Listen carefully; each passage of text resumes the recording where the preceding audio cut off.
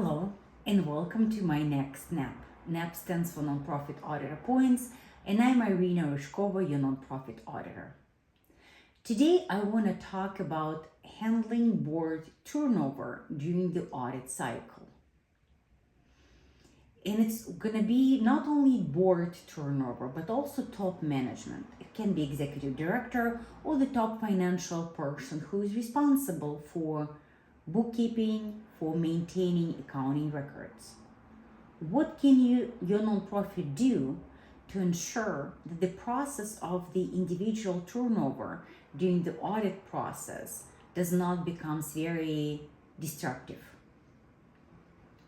Let's talk about it. If your organization has some staff issues during the audit process, as I mentioned before, either executive director leaves or top management personnel leaves, or treasurer or board president can no longer perform their functions. It is important to handle this process so the audit does not get interrupted, and make sure that there is people who are aware where to find information necessary to complete an audit. The goal needs to be to ensure that there's continuity in oversight, accountability, and representation, and there is no documentation gap. So what your nonprofit can do?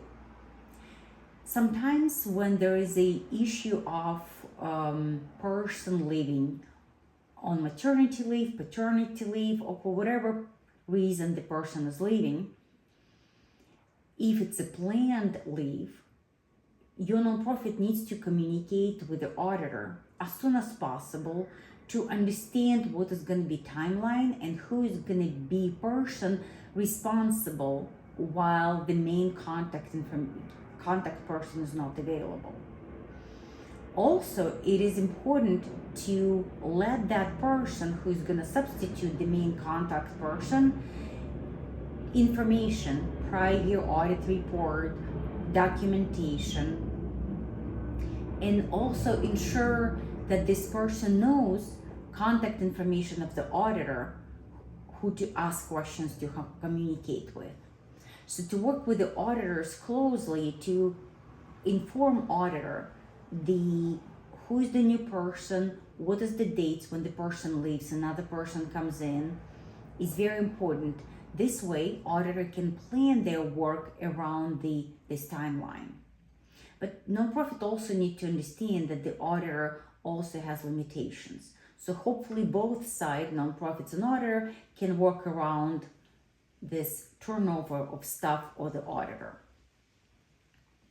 Also, if the audit committee members are resigning and the new members comes on board, it is important that at least one member in the audit committee is still available who was familiar with the last year process, knows information, so the new members can learn and understand the process. The planning is always very important. Another great way to make sure that continuity of knowledge exists, if the person leaves the committee or executive director leaves or top management leaves, if that person can agree to be available for several months or through audit process until it's done on as needed basis. It's very useful, and it provides assurance to the auditor that they will be able to obtain necessary information, and also gives opportunity for the new people to learn from the previous experience. As auditors, we need to be able to obtain information. Without information, it will be scope limitation, and with the scope limitation, we will not be able to issue an opinion or finish the audit. So the work or the job or responsibility of the nonprofit to ensure that there is a person who will help the audit to get done and available to answer auditor questions. But the nonprofit always have to be prepared. What if turnover happens unexpectedly, if the individual resigns for various reasons. For that purpose, nonprofit needs to have policy and procedures to ensure that information is documented.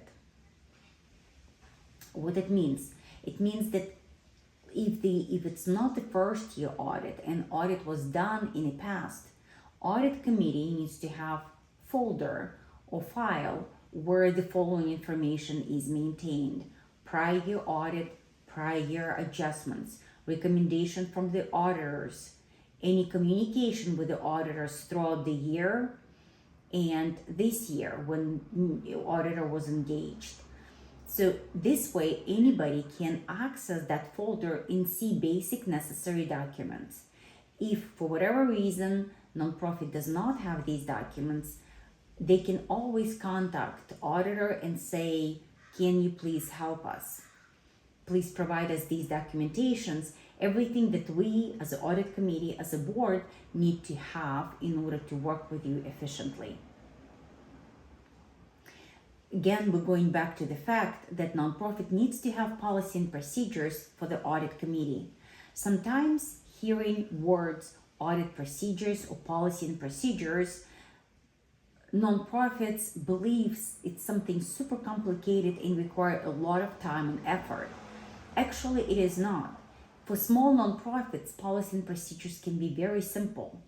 They simply can include the date when the audit gonna start or started, the documents that auditor provided, communication with the auditors, and results of the audit.